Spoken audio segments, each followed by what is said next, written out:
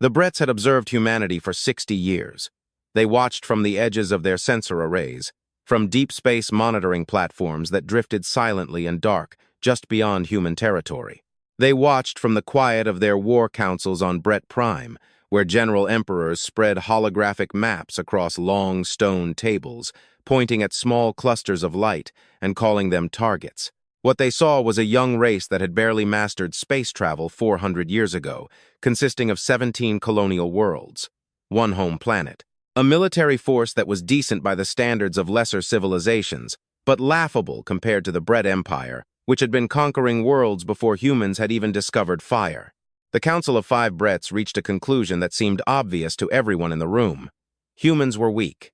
Emperor Kaoth sat at the head of the table, listening to his generals present the war plan with the particular satisfaction of a man who had already made up his mind and was just waiting for everyone else to catch up.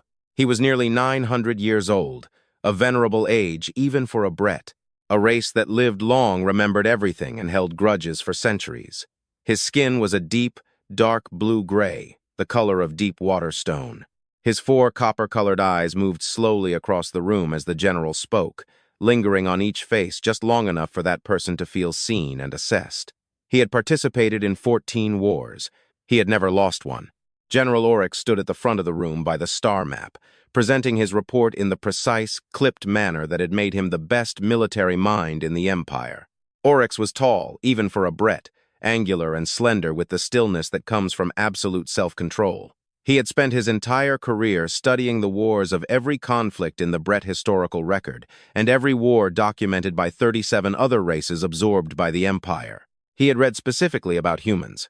The United Earth Defense Corps, UEDC, maintains approximately 1,400 active warships, Oryx said. Of those, roughly 800 are combat-capable. The rest are patrol and auxiliary vessels. Their largest class of warship, the Titangent series carrier, is formidable in its class, but not exceptional by our standards. He swept his pointer across the map. Their colonial worlds are located along this corridor. New Carthage is the outermost and most resource-rich. It is also the least protected. How long? The Emperor asked. To neutralize all 17 colonies and force a capitulation agreement? Oryx hesitated. 6 months, perhaps less.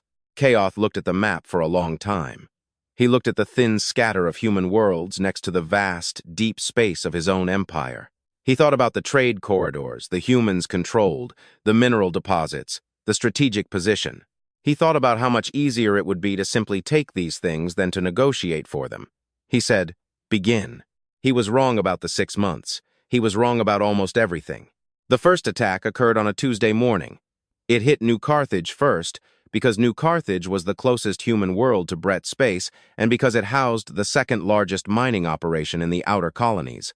3,120 people lived there in hermetically sealed domed cities, deep underground settlements, and small agricultural communities scattered in the valleys between great crater ridges. They went to work, raised children, watched sports, argued about local council elections, and did all the normal things people do when they believe the universe is fundamentally safe. The Bret fleet exited faster than light travel at 3:40 a.m. local time. The automated defense network detected them in the first few seconds.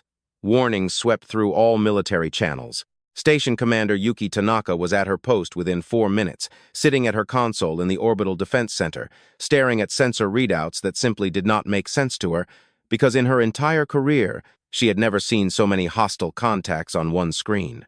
She counted, stopped, and counted again.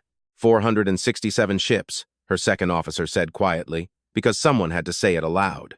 Tanaka had 6 orbital defense platforms and 42 UEDC warships. She sent a distress signal to Earth. She sent it to every UEDC command post within range. She sent it with full sensor data, coordinates, and classification of the enemy's ships, everything. Because if New Carthage did not survive this, the least she could do was ensure that those who came after would understand exactly what they were facing. Then, she gave the order to fight. The Bret ships were enormous. The smallest were the size of ocean-going aircraft carriers. The largest dreadnoughts, which moved slowly and grayly in the center of the formation, were absolutely massive, nearly 4 kilometers from bow to stern. They moved without haste. They moved the way something moves when it has no reason to fear. The first shot was fired at 4:12 a.m. New Carthage, held for 9 hours. Tanaka's final transmission was received by UEDC Command in Geneva at 1:17 p.m. Earth time. It lasted 31 seconds. The last thing she said, amid the sounds of the defense center tearing apart behind her, was, "Hold the line. Whatever you do, hold the line." The channel went dead. The Bret orbital bombardment began 4 minutes later. News reached Earth in real time. The quantum communications network transmitted everything: battle reports, sensor data, distress signals, raw footage from the cameras of defense platforms that continued to record automatically even after the human operators had perished. Every screen on Earth showed it. Every news feed, every public display in every city, on every continent. People stopped on sidewalks and stood in front of store windows, watching the footage from New Carthage in silence. Secretary-General Amara Diallo received the first full report in her office in Nairobi at 6 a.m. She was 61 years old. A former military lawyer, she was a woman who had built her career on the slow and painstaking work of keeping Earth's various governments moving in roughly the same direction. She read the report once very quickly, then again very slowly. Then she called Admiral Shen at UEDC Command. "Tell me it's not as bad as the report says," she said. "It's worse," Shen replied. His voice was very steady. "New Carthage is lost. Kepler Station is under attack. We are receiving reports of contacts at the Proxima settlement and the Meridian colony. They struck 6 points simultaneously. Secretary-General, this is not a border incident. This is a war." She was silent for a moment. Outside her office window, Nairobi was waking up in the early light, and she thought about all the people in that city who didn't yet know what was happening, who were brewing coffee, getting dressed, and planning ordinary days. "How many ships?" she asked. "Our best current estimate is 2,500 to 3,000 across all attack vectors." She put down the report. "Call the Security Council," she said. "Call everyone." The first week ended with the loss of 4 human colonial worlds and the deaths of over 11,000 UEDC personnel. The numbers were staggering. Nothing in human military history compared to them. People who had survived the worst conflicts of the century, the Martian War of Secession, the Belt conflicts, said they had never seen anything like it. The losses were not just great, they were systematic, efficient. The Brets moved from target to target with the calm, organized precision of a very old empire that had done this many times before. But something about the Bret campaign was interesting if one looked closely. They were not destroying everything. They destroyed military targets, defense platforms, UEDC warships, weapons depots, and communications infrastructure. Civilian structures they left mostly untouched. The domed cities of New Carthage were still standing. The agricultural settlements were intact. The mines were occupied, not bombed. This was not mercy, it was inventory management. The Brets were not conquering human worlds, they were acquiring them. General Oryx sent daily reports to the Emperor, and the Emperor read them with satisfaction. And the Council of Five began to discuss how to divide human territories among the noble houses. Imperial media published reports of the inevitable capitulation. The generals who commanded the early assaults gave long interviews about the weakness of human defense and the speed of the campaign. Celebration parties were held in the capital for the victory. Oryx attended these parties. He said the right things. He raised a glass at the right moments. At night in his quarters, he read intercepted human transmissions. They contained something that troubled him. At first, he couldn't name it exactly, so he read them over and over. He read messages between human military commanders, between ship captains, admirals, and government officials. He looked for the pattern he was used to seeing from the losing side. The tone of desperation, the language of negotiation, the quiet opening of diplomatic back channels that always preceded a formal request for surrender. He didn't find it. Instead, he found words like inventory, production capacity, output volume, reserve stocks. He found discussions of shipyard expansions, accelerated training programs, and resource allocation for long-term military buildup. The humans were counting what they had left, not to decide what to offer as a surrender, but to decide what they could build with it. Commander Alina Vasquez was on the 90th day of a deep space research mission when the war began. She received an emergency message on the research ship Persistence and gathered her crew of 42 inches the common room. They watched the footage from New Carthage in silence. Vasquez was 38 years old. She had served 8 years in the UEDC before moving to the Research Corps, and she carried her military training the way some people carry old traumas. Most of the time it was unnoticeable, but it was always there, shaping how she moved, thought, and made decisions. She watched the footage and felt what everyone felt. That heavy, desolate, nauseating feeling that has no good name. She allowed herself to feel it for exactly as long as she could afford, which was about 30 seconds. Then, she opened a communications channel with UEDC Command and reported her position, offering her ship and her crew. Command redirected her to Fort Hephaestus, a deep space repair and supply station in the outer systems that was rapidly converting into something much larger. When the Persistence docked at Fort Hephaestus 16 days later, Vasquez stepped off the ship, stopped on the floor of the docking bay, and simply looked.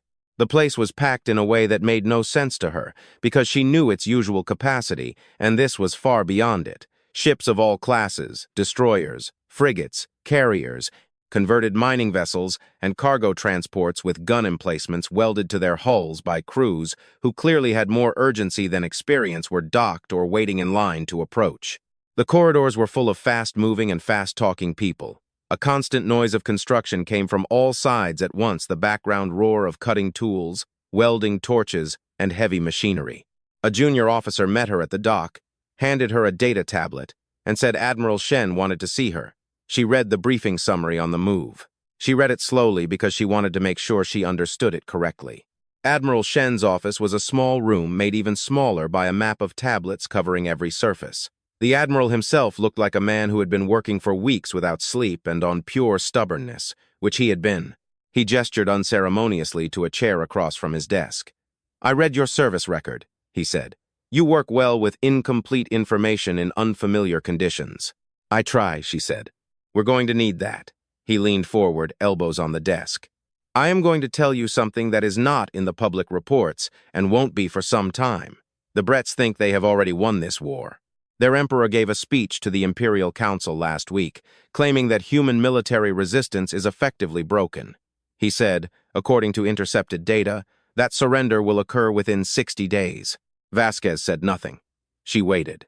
"He is wrong," Shen said. "We need him to remain in that delusion for as long as possible. We need him to keep celebrating while we do what we need to do." He stared at her intently. "Every shipyard in human space is working at full capacity now. We are getting resources from every colony we are still holding. We are training pilots faster than ever before. We are building the largest military force in human history. And we are doing it quietly and quickly. And when will it be ready?" He paused. "When it's ready," Vasquez said. Shen looked at the star maps on his wall, at the deep, wide space of the Brets, at the long corridor of human worlds next to it, battered and diminished. "The Brets wanted a war," he said. "They are going to get one. They just don't know what kind yet." On Bret Prime, the Emperor received another series of victory reports and was very pleased with how things were going. On a deep space station at the edge of human territory, Alina Vasquez read her briefing for the second time and understood the shape of what was being built. In his quarters, General Oryx read a 3-word fragment of a transmission from a human captain whose ship had been destroyed while defending Kepler Station. The captain said, in the final seconds before his vessel blew to pieces, "We aren't finished." Oryx read those 3 words for a long time. He had dedicated his career to studying wars, and he had very good instincts. And his instincts were telling him something he didn't want to tell his emperor. Humans weren't broken, they were angry. And in his experience, of all the states a species can be in during a war, anger was the most dangerous. 7 months after the fall of New Carthage, the Bret Empire received its first real surprise. It didn't come in the form of a diplomatic message or a request for surrender or the first offer of peace talks. It came in the form of 420 UEDC warships emerging from faster-than-light travel directly above the Bret supply line in the Kespar system, 60 light-years deep into what the Empire had already begun to call acquired human territory. The Bret garrison there consisted of 36 ships. They were not prepared for battle because no one had told them to be. There was no intelligence data indicating any human military activity in the region. The Empire's surveillance network showed that human military forces were scattered, diminished, and retreating. The war was practically over. The garrison commander was in the middle of a meal when the alarm sounded. He had enough time to send a distress signal. Then, the UEDC fleet struck. It wasn't a battle, it was a demonstration. Admiral Shen had specifically chosen the Kespar supply line for the first strike because it was logistically important to the Bret occupation forces, and because its loss would cause them material damage, embarrass them, and force them to ask questions. When you surprise an enemy who thinks they have already won, what you break is not their fleet, it is their confidence. The strike lasted 40 minutes. When it ended, the garrison was gone. The supply depot was gone. The refueling platforms were gone. And 420 UEDC ships were already back in faster-than-light transit, heading to the next target on the list. They had 300 more targets on the list. Vasquez commanded the second strike on a Bret communications relay station in the outer Meridian sector. She had spent 6 months at Fort Hephaestus doing the work she was good at, sitting with incomplete maps and partially scouted data, figuring out which gaps were most important and how to fill them. She had been given command of 12 analysts and a mandate to create the most accurate picture possible of Bret military logistics in the occupied territories. What she discovered was a system that was very large and very powerful, but not particularly flexible. The Brets had been conquering civilizations for millennia, and they were extremely good at it. Their fleets were massive, their weapons were excellent, their coordination in open combat was nearly perfect. But their supply chains were built for a war that had already ended because they had always assumed it would end quickly. They had assumed that humans would break fast and had planned accordingly. They had not planned for what would happen if humans did not break. They have exactly 12 communications relay stations that are critical for coordinating their occupation fleet, Vasquez told Admiral Shen 3 days before the Kespar operation. She pointed to the map. If you take out 4 of them in quick succession, you won't just slow their communications, you will create gaps in their command structure. Commanders of occupation forces in each region will start acting independently. They will stop coordinating, and independent commanders make independent decisions, which means mistakes. Shen looked at the map for a long time. How confident are you in this analysis? Confident enough to volunteer to lead one of the strike groups myself, she said. He gave her a group of destroyers. 7 ships, fast and maneuverable, built exactly for this kind of operation. She took them to the outer Meridian relay station and destroyed it in 11 minutes. On the way back, her sensor officer reported 3 Bret patrol ships reacting to the alarm. Vasquez looked at her tactical display. The patrol ships were close. They were large. Under normal circumstances, a group of 7 destroyers would avoid such an encounter. "Turn us around," she said. Her helmsman hesitated. "Commander, turn us around. We have 7 ships. We have the advantage of surprise. Engage." They engaged. They lost 1 ship. They destroyed all 3 Bret patrol vessels and returned to faster-than-light transit before any further reinforcements could arrive. Vasquez sat in the captain's chair afterward and thought about the 41 crew members on the lost destroyer. She thought about each of them for a moment, then pushed it aside. The way she had learned to push things aside because she couldn't afford to hold on to it right now. Later, she thought. Later, when this is over. She sent a combat report to Shen. He replied with 3 words: "Keep pushing harder." The Bret High Command received the report from Kespar and was bewildered. This was new in their history. A species on the verge of collapse did not launch multi-ship offensive operations against occupied territories. A species on the verge of collapse asked for terms. It went quiet. It sent envoys. It did not attack a supply line with 400 ships and then disappear. General Oryx was in the command center when, over an 18-hour period, reports arrived from Kespar, then from Outer Meridian, and then from 3 more strike points. He stood by the central display, reading each one, and felt the cold thing deep in his consciousness grow larger and heavier. "These are not desperate raids," he said to the room, though he was really talking to himself. A junior intelligence officer looked up at him. "General, desperate raids strike at available targets," Oryx said. "They hit everything they can reach. Everything that represents the best chance for rescue or survival." He gestured at the display. "These targets are not available or easy. They are chosen specifically. Each of these strikes hits something that is precise and concrete, causing damage to our operational capability. This is a coordinated campaign. Someone mapped our logistics and found the pivot points." The junior officer looked at the display and started to understand what the general was saying. "How many ships do they have?" the officer asked quietly. Oryx had been asking himself that question for a week. He didn't have a good answer.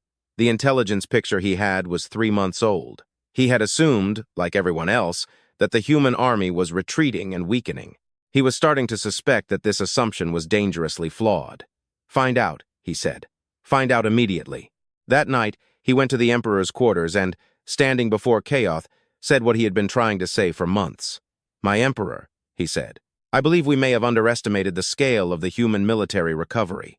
The Emperor looked at him with his 4 copper eyes and said very calmly, "You have misread your reports, General. The humans are finished. This is noise." Oryx wanted to push harder. He had all his intelligence in his head, all the intercepted transmissions, all the pattern analysis, everything he had been observing for months that pointed in a direction no one wanted to look. He said, "Of course, my Emperor," and left the quarters. Outside in the corridor, left alone, he paused for a moment. The Emperor was wrong. He was almost certain of it. He began writing his own report separately from the official channel because he needed someone to read it and listen. The public name of the UEDC campaign was Operation Long Memory. Inside, among the pilots, crews, and commanders carrying it out, it had a different name. They called it the Season of Reckoning. The name spread from ship to ship the way names spread, organically, through conversations in the mess hall, pre-mission briefings, and the specific black humor that develops in a military community that has survived something terrible and is now finally pointed toward the people who caused it. The pilots who flew in the Season of Reckoning were a special kind of human. These were the ones who had been at New Carthage, or who had lost someone at New Carthage, or who had pulled a survivor from the debris field at Kepler Station, or who had seen their first assignment turn into an occupied colony at the start of the war. They didn't fly for abstract strategic goals. They flew because of something specific, personal, and unresolved that they carried in their chests every day. Admiral Shen noticed it during the training cycles. He noted that these pilots flew differently than those who came in fresh, without direct experience of the early losses. They were more aggressive, more willing to take risks, more effective by almost every metric of combat engagement. He didn't try to soften it. He put them in the front. 43 days after the start of the Season of Reckoning, UEDC forces retook the Meridian colony. It was the first human colony liberated since the beginning of the war. The operation took 72 hours of continuous fighting, the heaviest, most protracted fighting of the campaign. By that point, the Bret garrison turned out to be larger than expected, and they fought effectively, making the UEDC pay for every kilometer. But the UEDC paid. When the last Bret warship in the system was destroyed and the colony was declared liberated, Vasquez was in her command center, watching the sensor display, and the entire crew around her went quiet for a moment, not yet celebrating, just processing it. Then someone started applauding. Then everyone stood up, and the sound was enormous in that small space, and Vasquez let it continue for a full minute before she called out.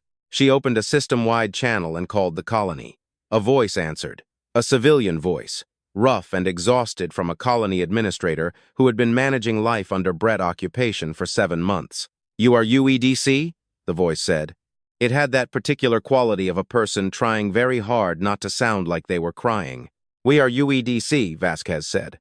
A long pause, then. "We have wounded. We have a lot of wounded, and we need food." "We have both," Vasquez said. "We are coming." She disconnected the channel and looked at the star map on her display at the one small dot that had just changed from occupied to liberated, then to the 16 other occupied points, then to the stars beyond the occupied territory, to the vast, deep space of the Brets. 43 days had passed, and they had returned one colony, but it was a beginning. On Bret Prime, the Emperor finally stopped calling human operations noise after the liberation of Meridian. He called an emergency meeting of the Council of Five, and for the first time in the war, he looked less than completely confident. "How?" he said. His voice was level, but his 4 eyes moved the way they moved when he was recalculating something. "We had a garrison of 800 ships in that system. How did they take it?" No one in the room had a clear answer. Oryx had a report ready. He placed it on the table before the Emperor. 7 months of analysis. Everything he had seen. Everything. "They were never broken," Oryx said quietly. "They were building, my Emperor. They were building an invasion force for 7 months, and we were watching victory celebrations while they did it." Chaos looked at the report. He looked at Oryx. He looked around the room at the other members of the Council of Five, who were all very carefully looking at other things. "How many ships do they have now?" he asked. Oryx gave him the estimate. The Emperor was silent for a very long time. "Send more garrisons to the outer occupied worlds," he said finally. "Double the defensive positions on the inner border." Oryx said very carefully, "My Emperor, that will help, but I don't think it is enough. The trajectory of their operations suggests doubling defensive positions is, Kaoth said. His voice had that particular quality of a voice that does not want to hear anything else on the subject right now. Oryx said, "Yes, my emperor." He left the quarters and walked down the long corridor and stood outside in the cold night air of Bret Prime, looking at the stars where, somewhere out there in the deep darkness between worlds, human ships were moving. He couldn't see them. He couldn't track them accurately. But they were coming. He had read what human commanders told their crews. He had read the speeches, the broadcasts, and the intercepted mission briefings. He had read the transmissions from the crews who had liberated the Meridian colony, messages they had sent back to Earth afterward. Humans were no longer fighting to defend themselves. They were fighting to take back what was theirs. And after that, and this was the part that gave Oryx a very cold feeling in the middle of his chest, they would not stop at their borders. He knew this the way you know things by studying war for 400 years. You don't build what the humans were building just to take back your territory. You build it to go further, much further. The liberation of New Carthage took 11 days, not 9 hours like it took the Brets to take it. 11 days of the heaviest continuous orbital and ground fighting the UEDC had ever conducted. The Brets had heavily fortified the system after the loss of the Meridian colony. They had tripled the garrison compared to the previous year. They had reconfigured the orbital approaches with defense platforms, minefields, and coordinated fire schemes designed by their best military engineers. Admiral Shen had 3,000 ships. He spent 11 days picking the Bret defenses apart, piece by piece. He lost ships. He lost crews. He took every loss as the price for what had to be done. And he continued. When it ended and the last Bret resistance in the underground tunnels was suppressed by UEDC ground forces, human soldiers walked out through the New Carthage Dome City and stood in its streets. The city was mostly intact. The Brets had maintained it, as they did with all their occupied assets, in a state of cleanliness, functionality, and operability. The buildings were fine. The transit systems worked. The power grid worked. It looked exactly like a human city, except that no free humans had lived in it for over a year. A UEDC private named Tors, who had torn down the Bret flags in New Carthage, stood in the main square and looked at the Bret flags still hanging on government buildings. He watched them for a while. Then he found a ladder, climbed up, and tore them down one by one. His sergeant watched him and did not tell him to stop. They found a municipal flag of New Carthage stored in a utility closet. Someone hung it at the highest point they could reach. Vasquez watched the ground footage in her command center and felt something loosen in her chest that had been tightly squeezed for a long time. She didn't name the feeling. She just sat with it for a bit, then returned to her tactical displays. There were 14 worlds left on the list. The pace of the campaign had changed by the time New Carthage fell. It was no longer a series of precision strikes on supply lines and communication relays. That phase had accomplished its goal. It had disrupted the Bret occupation network, created gaps in their command structure, and forced them to consolidate and redirect resources inward. It had won the time needed to complete what Shen was building. What he was building was ready. The UEDC fleet was now larger than any in human history. The shipyards had been working non-stop for over a year. Every manufacturing plant that could be converted to produce warships had been converted. Civilian shipbuilders, mining corporations, private contractors all had been incorporated into the military effort in accordance with the Emergency Mobilization Act that the UN Security Council had passed in the third week of the war. Every human world that remained free contributed everything it could: resources, personnel, ships, technology. It was a fleet built not for defense. It was a fleet built for what came after defense. Shen briefed the full command council. 6 days after the liberation of New Carthage, he stood before a galaxy map that showed the current state of the war. 7 human worlds liberated, 10 still under Bret occupation. And beyond the occupation zone, the deep space of the Bret Empire itself. The occupied worlds can be retaken, he said. We have the ships and the plan to get them back. We will get them back. He fell silent. But I want to touch on something that has not been in our official strategic documents, because it had to wait until we were sure of our capabilities. Now, we are sure. The room was very quiet.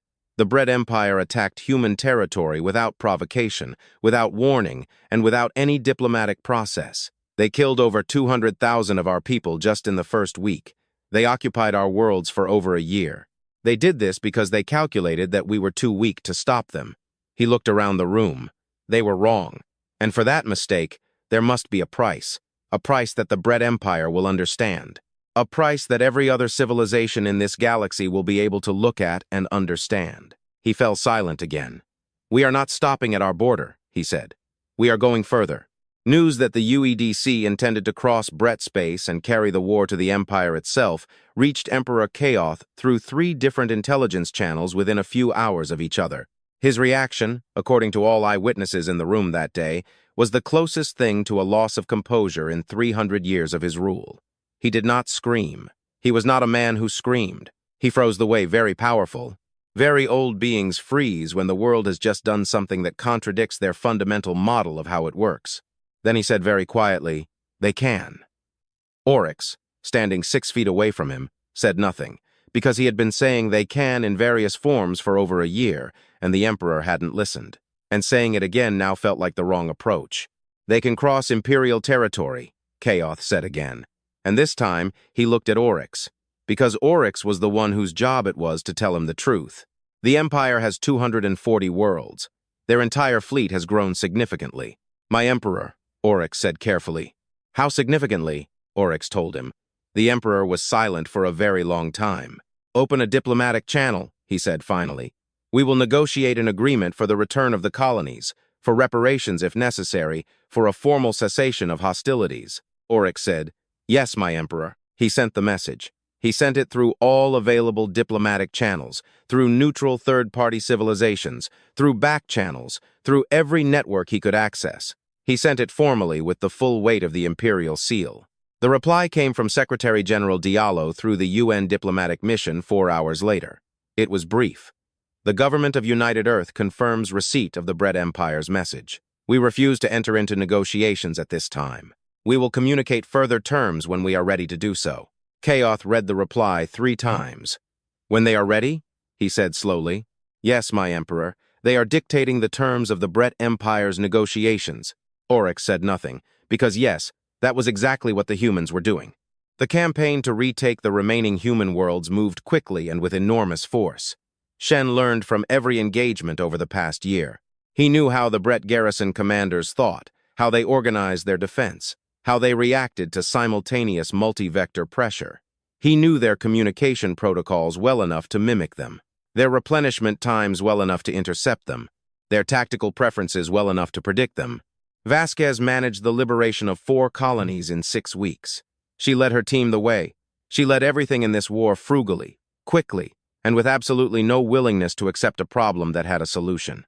She slept 4 hours a day and spent the rest of the time at her tactical displays, in briefings, or walking the corridors of her flagship, talking to the crew. She learned that a crew that sees its commander in the hallways, who talks to them about ordinary things, fights differently than a crew that hears its commander's voice only over the intercom. She asked people about their families. She remembered their names. She knew which of her pilots had been at New Carthage and which had just arrived. She didn't treat them differently, but she knew. In the 6th week, they liberated a colony called Station Harvest, a small agricultural world with 60,000 residents. The colony had been under occupation longer than any other, 18 months. When UEDC ground forces secured the main settlement, the residents came out into the streets, and soldiers walked among them. And for a while, for a very short while, everyone stopped thinking about what would come next. A little girl gave tours, the private who had torn down the Bret flags in New Carthage, a handmade paper flower. He carried it in his breast pocket until the end of the war. The last occupied human colony, a mining world called Pharaoh's Rock, was liberated on a Friday morning. 14 months after the start of the war, when the last Bret garrison ship was destroyed and the all-clear sounded, something happened across the UEDC fleet that no one had planned and no one could have predicted. Every ship in the fleet that had a working communications transmitter opened a channel simultaneously, not by coordination, not by order. Every ship just did it at once. And for 3 seconds, the communications bands were filled with human voices. Hundreds of them, thousands, laughing and crying all at once. Shen stood on the bridge of his flagship and listened to it for 3 seconds. Then he said quietly to the communications officer, "Order a regrouping into carrier groups. We are moving out in 4 hours." The communications officer said very calmly, "Yes, Admiral." The order was given. The celebration ended. The fleet turned not inward, not back into human space, but outward to the border, to the deep darkness of Bret territory that began in 40 light-years and extended for 200 more. On Bret Prime, General Oryx stood in the war room and watched the incoming data from the border stations. The human fleet had left the last occupied human world. They were regrouping. Their vector was becoming clear. He had the full picture now. He had spent the last 3 months directing all his intelligence assets toward the task of building the most accurate assessment possible of the human fleet's numbers and capabilities. He had argued with his analysts. He had double-checked the numbers 6 times. He had forced them to check again. The numbers were correct. He went to the Emperor's quarters. Kaoth was sitting at his desk, reading reports. His 4 eyes moved quickly across the text.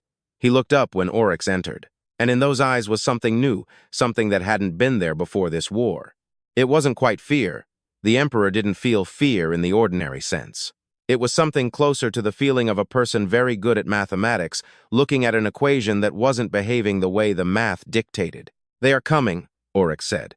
He said it as simply as possible, because he was tired of diplomatic softeners. The entire fleet, the entire vector of Admiral Shen's force, indicates they will be at our inner border worlds in approximately 3 weeks.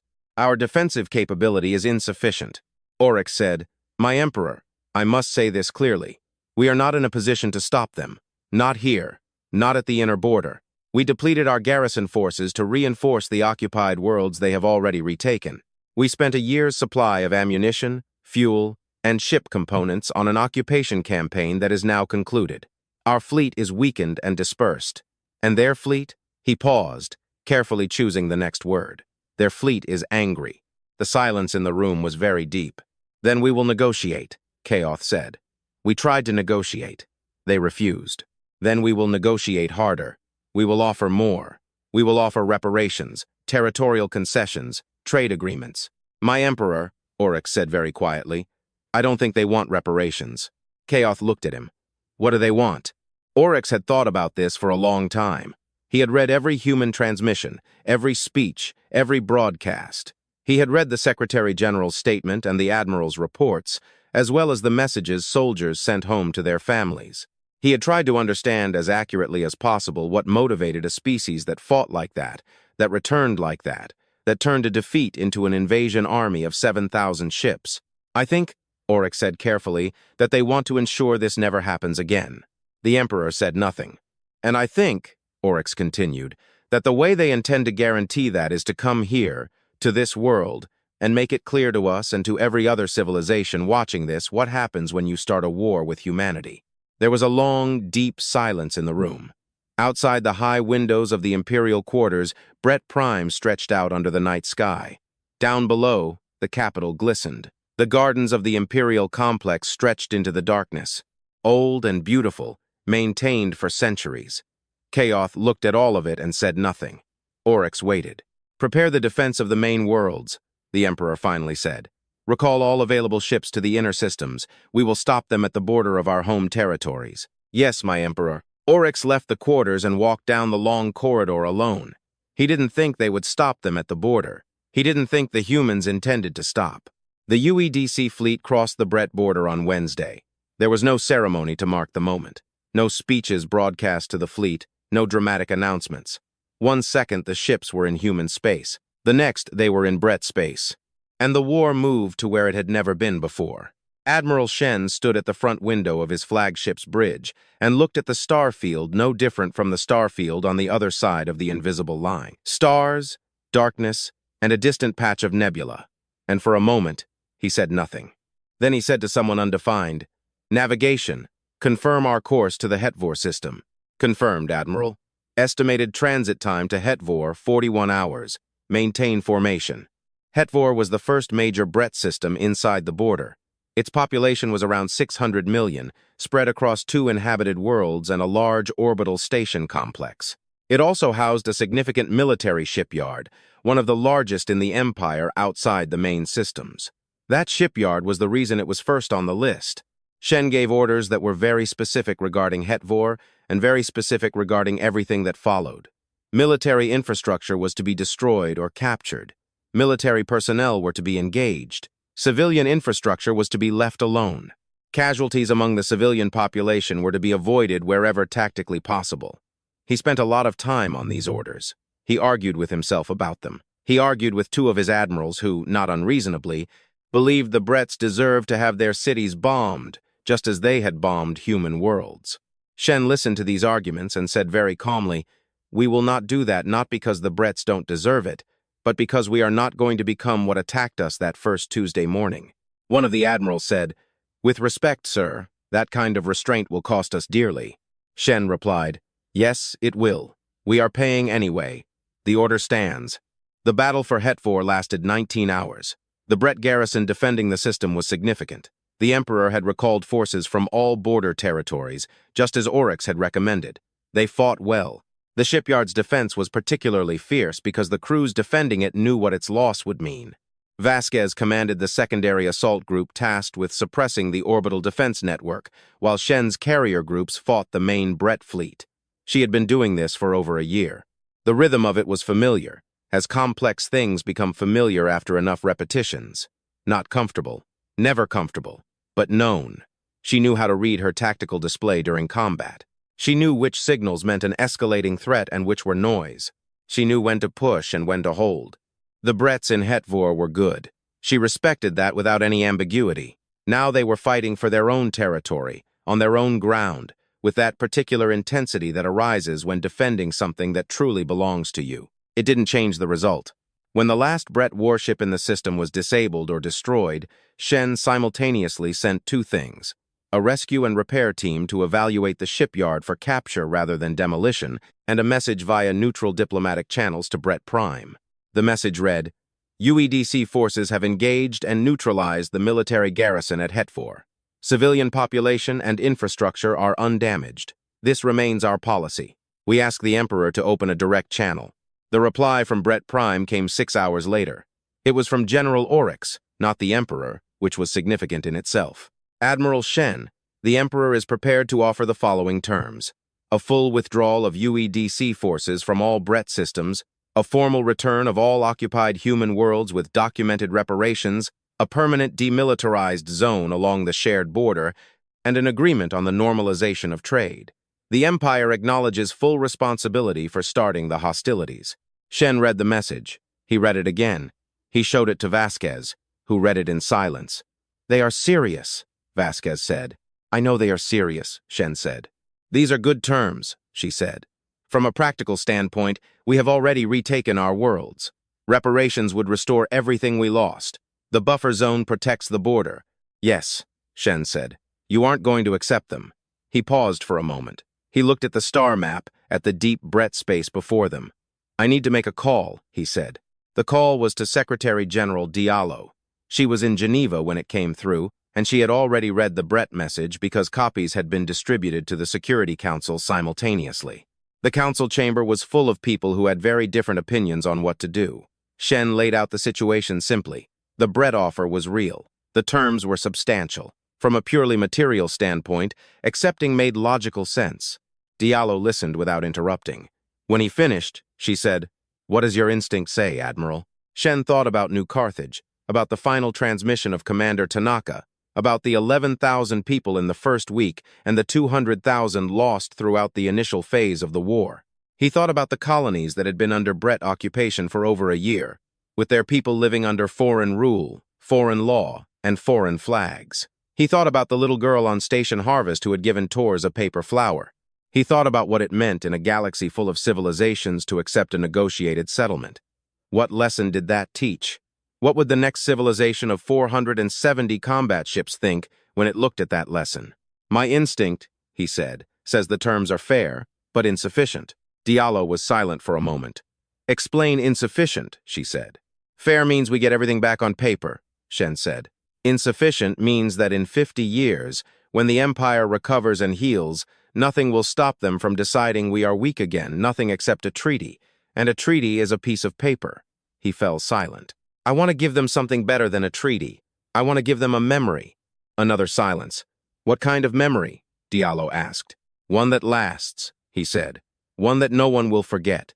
One that every civilization in this galaxy will be able to look at and understand the price of starting a war with humanity." The Security Council debated for 6 hours. These were real debates. There were people in that room who thought Shen was right, and people who thought he was wrong, and both sides made serious arguments. And Diallo listened to them all.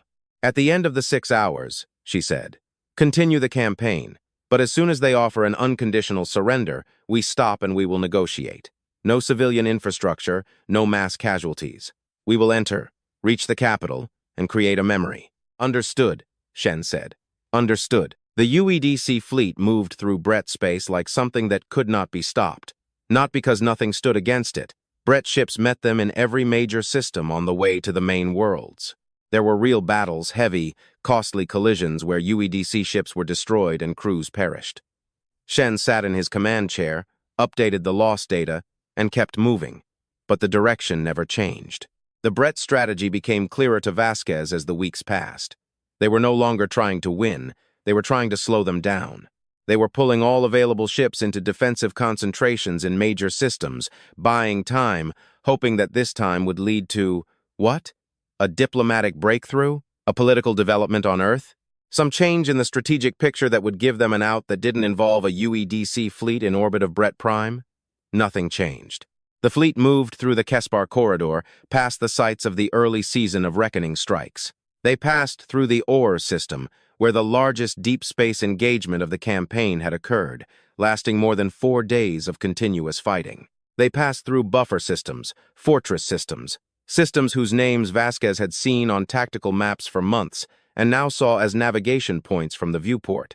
8 weeks after crossing the border, the lead elements of the UEDC fleet reached the inner systems, the Bret home territories worlds that were old and densely populated and were in the very heart of the Empire's history. These weren't distant colonies. These were the worlds where Bret civilization had been born, grown, and aged over 4,000 years of recorded history. They had never been touched by an enemy. Soon they would be. General Oryx made one last attempt to appeal to the Emperor on a personal level. He came to the quarters without a recording, which was unheard of. He stood before the Imperial desk and said what he had been thinking for months. "You need to surrender unconditionally," he said. The Emperor looked up from the desk. "Unconditionally," he said very levelly. "Yes, before they reach Bret Prime. Send the message now, and we can negotiate actual terms from a position that still has some relevance. If they reach the capital, they will not reach the capital," Kaoth said. Oryx wanted to wrap his hands around his head. He restrained himself. "My Emperor," he said with that particular, careful patience of a man making a final attempt. "I have studied this species for a year. I know how they think, and I know how they fight, and I know what they do and where they are going. They are coming here. They will come into this city, into this building, and they will ensure that we understand what we have done and what it cost. That is the only outcome available to us now. The only variable we can still influence is the state in which they find us when they arrive. You are asking me to humiliate the Empire," the Emperor said. "I am asking you to save it," Oryx said. A very long silence. "Leave," Kaoth said. His voice was very quiet. Oryx left. He walked down the corridor, went out into the gardens, and stood for a long time in the cold night air of Bret Prime, looking at the stars. Somewhere out there, the fleet was approaching. He had read every human document he could find. He had read their history, literature, military records, personal messages, and public speeches. He had spent 2 years trying to understand them, and now he understood them better than most of the species he had studied, including his own. Humans weren't coming to Bret Prime to destroy it. They were coming to do something more lasting than destruction. They were coming to show the Emperor what his war had produced, to walk him through it, to ensure that he understood in a concrete, personal, and undeniable way, a way that no document, treaty, or diplomatic message could achieve what his decision had cost. In all his years and all his wars, Oryx had never seen a species do such a thing. He had seen species destroy their enemies. He had seen species consume their enemies. He had seen species humiliate their enemies. He had never seen a species do what the humans seemed to be planning. He thought it was, in its own way, extraordinary. He also thought it would be the most useful thing that had happened to the Bret Empire in 400 years. Whether the Emperor would survive the experience of that knowledge was a completely different question. The UEDC fleet arrived in the Bret Prime system on the morning of the local day, just as the sun was rising over the eastern districts of the capital. Sensor data from the orbital defense stations showed them approaching from the darkness. Thousands of ships, moving in formation, filled the long-range displays with contact signatures that seemed as if they would never stop appearing. The defense stations opened fire. They fought until they were destroyed, because the crews were Bret's and this was their home world, and they weren't going to do anything else. The UEDC fleet took the fire, closed the distance, and dismantled the defense network in 14 hours of continuous combat, and then occupied orbit. A message came from the flagship. It was addressed to Emperor Chaos. It simply said, "We are here. Come out." The Emperor did not come out. For 22 hours, the UEDC fleet held its position in orbit around Bret Prime and waited. Shen sent the message 3 more times. Each was identical, each via all available channels. The response from the palace was silence. The response from the Bret Prime ground defense networks was sporadic ground fire that accomplished nothing but confirming that the Emperor intended to make them come to him. Shen ordered a precision ground strike on the ground defense batteries. Then he said to Vasquez, who was standing next to him on the flagship's bridge, "I need you to go in." She knew this would happen. She had been preparing her ground element for 3 days. "How many troops am I authorized to land?" she asked. "As many as you need," Shen said. "But Alina," he used her name, which he almost never did. "When you find him, he is coming out of that palace on his own feet. Understand? He is coming out." She understood. UEDC ground forces landed on a wide, ceremonial plaza on the outskirts of the capital, a place built exactly for this moment, for imperial parades, celebrations, and demonstrations of power. It had been built 1,200 years ago by a Bret Emperor who wanted the world to see the glory of his empire from one vantage point.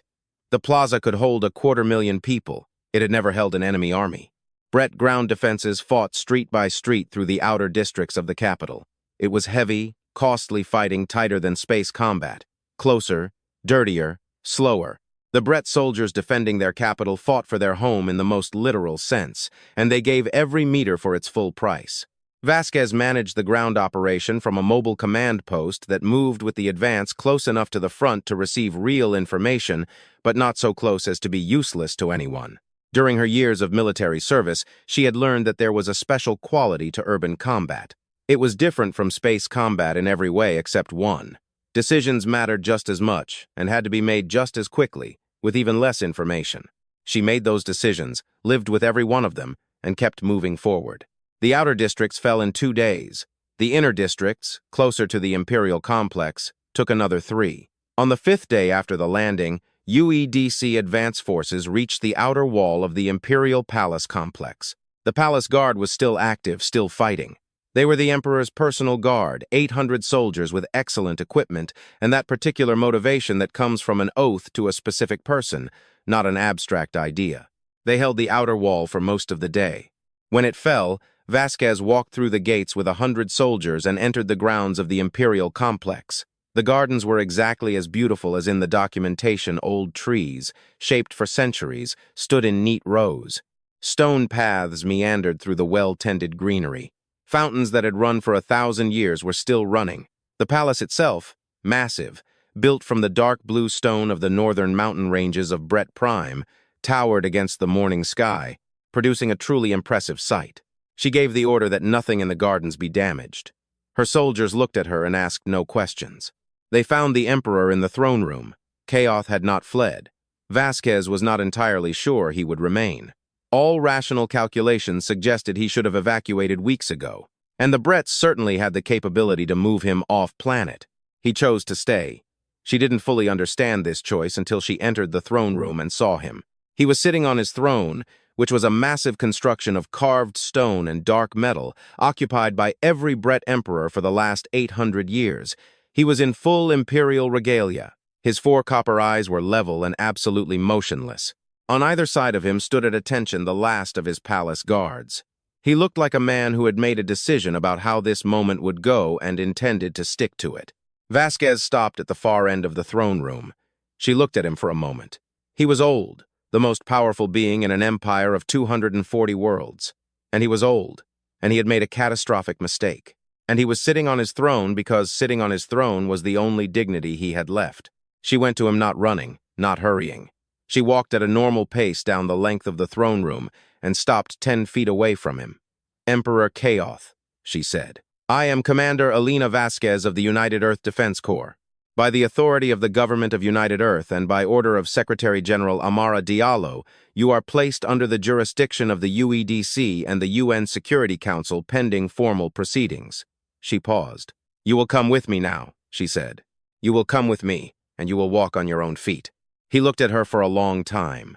He looked at her the way something very old looks at something new that has just done something it considered impossible. Then he rose from the throne. His guards shifted slightly, and he raised a hand, and they froze. He slowly descended from the dais, not because he was afraid, but because he was 900 years old, and because some things must be done at one's own pace. He stopped before her. He was much taller than her.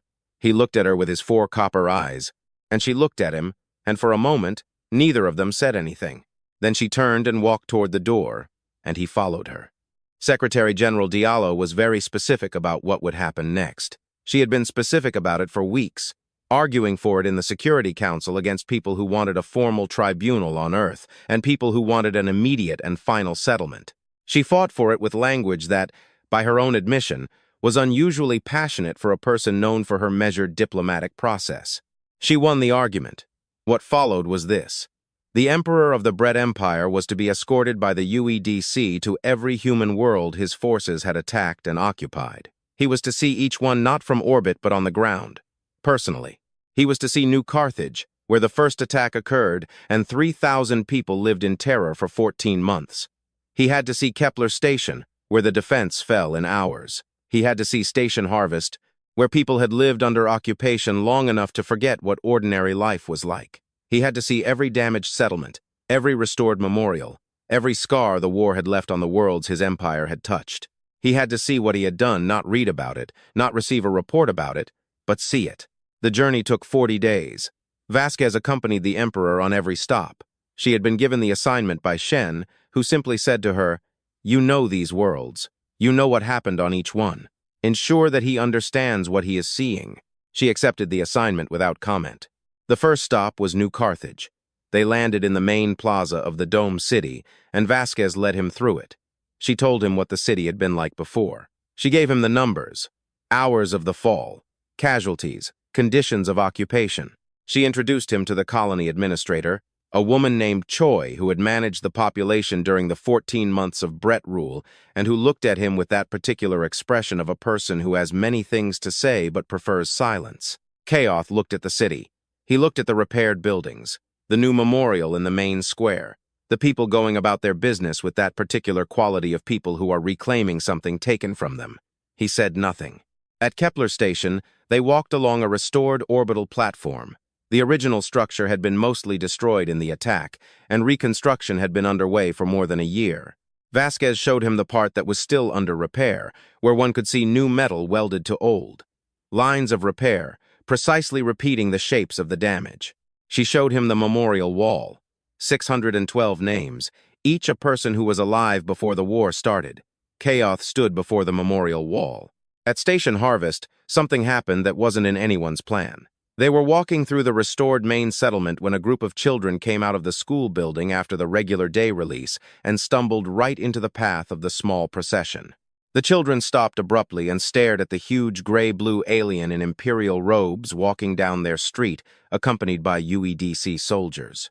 One of the children, a girl of about 7, looked at the emperor for a moment, then at Vasquez, and said very directly, "Is that him? Is that the one who started the war?" Vasquez said, "Yes." The girl looked at the emperor. She said, "My dad was at Kepler Station and walked back to her friends with the complete and perfect indifference of a child who had said what needed to be said and had other business to attend to." Chaos watched her walk away. Something stirred in his 4 copper eyes, something that Vasquez, having watched him for 40 days, had not seen before. On the last day of the trip, at the final stop, Vasquez and the Emperor stood in the ruins of the Orbital Defense Center on New Carthage. The original structure, the one from which Commander Tanaka had fought, had been intentionally left unrestored as a memorial. The metal was dark and broken. The consoles were destroyed. The hall was open to space behind a transparent memorial barrier, showing the exact shape of the damage from 9 hours of combat. Vasquez had a recording. She had never played it for him before. She had kept it. Now, She played it through the small speaker of her communicator. Tanaka's final transmission. 31 seconds. The sound of the center collapsing in the background, and Tanaka's very calm voice saying, "Hold the line. Whatever you do, hold the line." The recording ended. The silence in the ruined center was very deep. Kaoth stood for a long time, perfectly motionless. Then he said, "For the first time in 40 days, something that wasn't an answer to a direct question. I did not know," he said quietly, "that your kind fought like that." Vasquez looked at him for a moment. "Now you know," she said. The formal proceedings took place on Earth in Geneva 6 weeks after the end of the tour. The full UN Security Council, ambassadors from every human world, and representatives from 14 other civilizations who had observed the war and its aftermath with particular, close attention races that had been very carefully considering what lessons to draw from this. Kaoth sat at the table across from Secretary-General Diallo, and they negotiated for 9 days. The final agreement included everything the Brets had initially offered: reparations, the normalization of trade, a permanent demilitarized zone, and a few things they hadn't offered. The Bret Empire acknowledged full and unconditional responsibility for the war. A joint memorial was to be established on New Carthage, maintained by both civilizations. Annual delegations of Bret officials were to visit the human memorial worlds for 50 years. And one other thing, which Diallo had insisted upon and which had taken the longest to negotiate, the tour. The 40-day trip of the Emperor through the ruins he had helped create was to be fully published. Every recording, every stop, every moment, including the little girl on Station Harvest, was to be released to every civilization in the known galaxy, not as propaganda, but as a record as what had happened, what was true, and what would be true forever. Kaoth signed the agreement documents on the 9th day. He signed them with a steady hand. He was very old, and he had just lived through something that had changed the shape of his understanding of the universe. And he signed the documents with the particular seriousness of a being who knows that what he is writing will be read for centuries. Vasquez was present at the signing in Geneva. She stood at the back of the room and watched it happen and felt a strange, specific feeling of something that had been working for a long time finally stopping. Not a victory in the sense that word is usually used, but something more complex, something more like the truth. After the room cleared, she stepped out into the Genevan morning. The lake sparkled brightly in the autumn sunlight. The city was going about its business, as cities do, indifferent to the history being made nearby, full of people living their ordinary days. She thought about Tanaka. She thought about the 11,000 inches the first week and the 200,000 lost throughout the war, about tours with his paper flower, about the little girl on Station Harvest. She thought about Kaoth standing for a very long time before the memorial wall at Kepler Station. She thought about what Shen had said months earlier in that small office at Fort Hephaestus. They didn't know us very well. Now they knew. Every civilization that had watched the conflict from the sidelines saw the same thing. A species that had fought back, a species that had gone all the way, a species that, upon winning, had not destroyed its enemy but had led its emperor through the wreckage of what he had started and forced him to look at it until he understood. Not just a military victory, but a message. And the message was, if you come for us, we will come back. We will come back until the very end. We will come to your capital and your throne room, and we will find you, and you will walk on your own feet through what you created. Not because we are cruel, but because we remember. Because we always remember. 40 light-years away on Bret Prime, General Oryx stood in his office and read the final agreement documents and watched the footage of the signing ceremony. He watched Kaoth sign. He watched the human officials at the table. He watched the footage of the 40-day tour that was now being broadcast to 14 civilizations. He thought about the little girl on Station Harvest. He thought about Tanaka's final transmission. He had spent 2 years studying humanity, and he thought he understood them well. He thought he understood, at the very least, the most important thing about them. They weren't the most powerful species in the galaxy. They weren't the oldest or the most technologically advanced or the most numerous, but they were a species that, when pushed hard enough, pushed back without limits, without a ceiling, without that particular kind of calculation that makes most species stop before they reach the end. Most species, once they have won enough, stop.